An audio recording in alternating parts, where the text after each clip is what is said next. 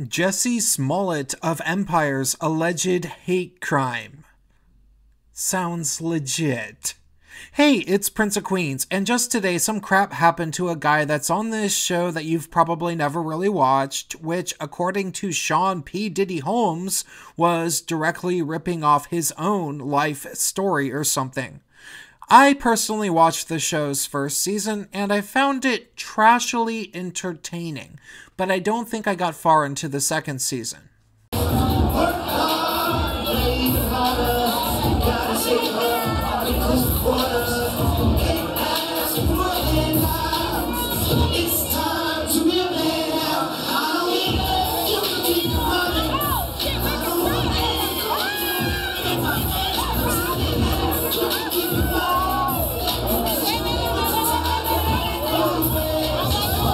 But before I talk about that, I want to let everybody know that because YouTube certainly doesn't do me any favors with the algorithms, and it seems that my Twitter is shadow banned yet again with some new non-detectable algorithm itself, not only should you hit the bell button next to the subscribe button so you hopefully don't miss a video, but everybody should follow me on minds.com and BitChute where all of my videos are posted, and people can also support me with Subscribestar, which I just signed up for.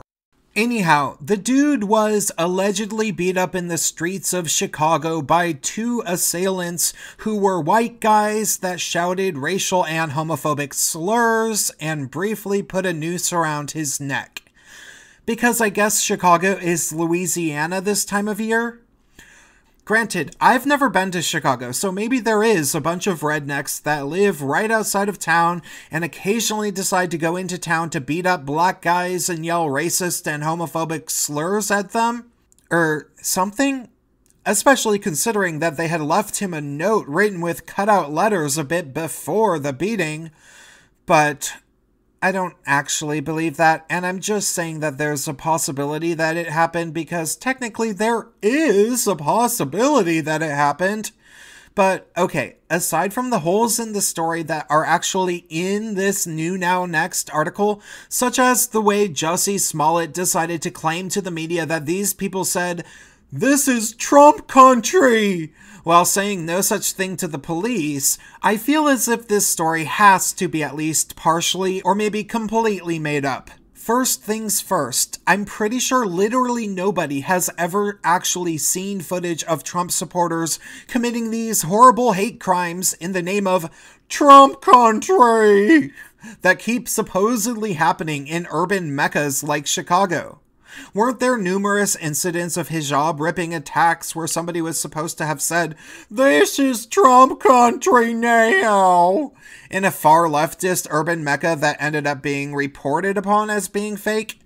Also, I think Matt Christensen had an entire series of videos devoted to inventing his own hate crime hoax with a friend to trick a quote-unquote journalist who was so eagerly asking for reports of similar hate crime incidents as if it were a call for submissions that Matt and a friend of his came up with a totally fake incident about a Native American woman having coffee spilled on her by a Trump supporter who said some mean Trump supporter-ish thing, and that fake story ended up being published without any verification from the journalist.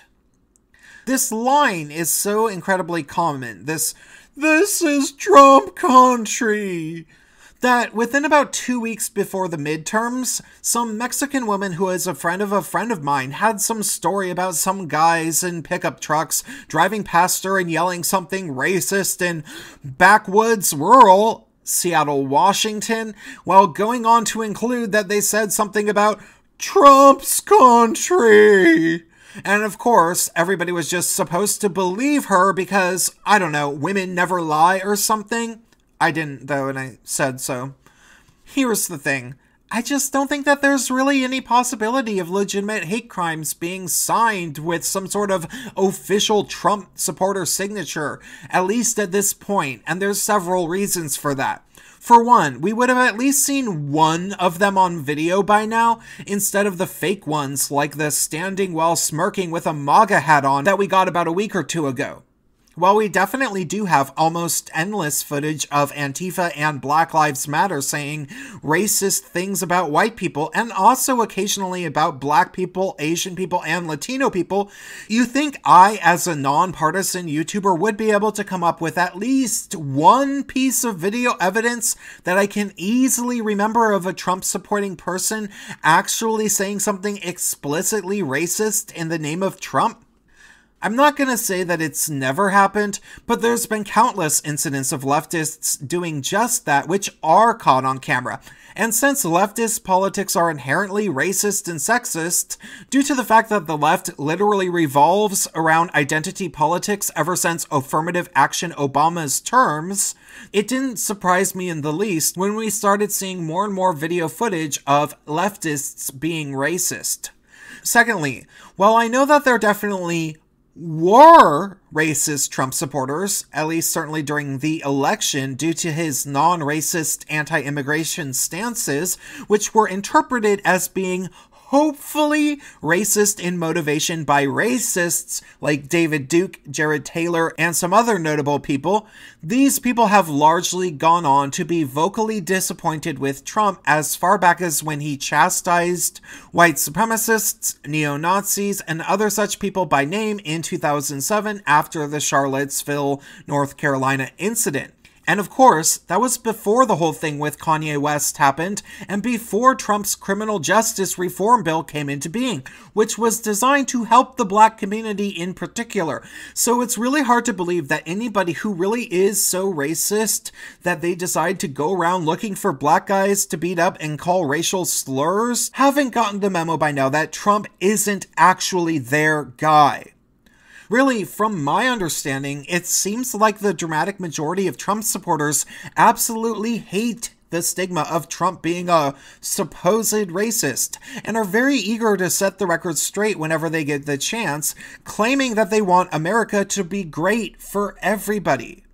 Also, I really don't see why Trump supporters would put out there any homophobic slurs for several reasons, starting with Milo Yiannopoulos and all of the other public gay Trump supporters, as well as the fact that Trump has never once had a platform of negativity towards gay men since being in office, and was actually brought to the Republican Party first by Go Proud, which was a gay conservative group.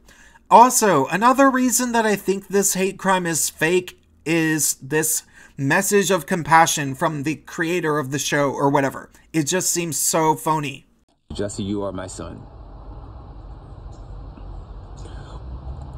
You didn't deserve, nor anybody deserves, to have a noose put around your neck. Another thing is that supposedly there's all sorts of video footage from the area, but while the police have reviewed hundreds of hours of surveillance footage, they have yet to come up with any leads on the perpetrators. Finally, is it just me, or is it completely non-believable that this D-list celebrity that nobody cares about might possibly get a threatening letter in the mail that is allegedly written with literal cutout letters from a magazine or something in the first place, and then those same stalkers might care enough to find him in public in Chicago, which apparently isn't even where he lives, and mess with him? Seriously, why on earth would they care about this guy?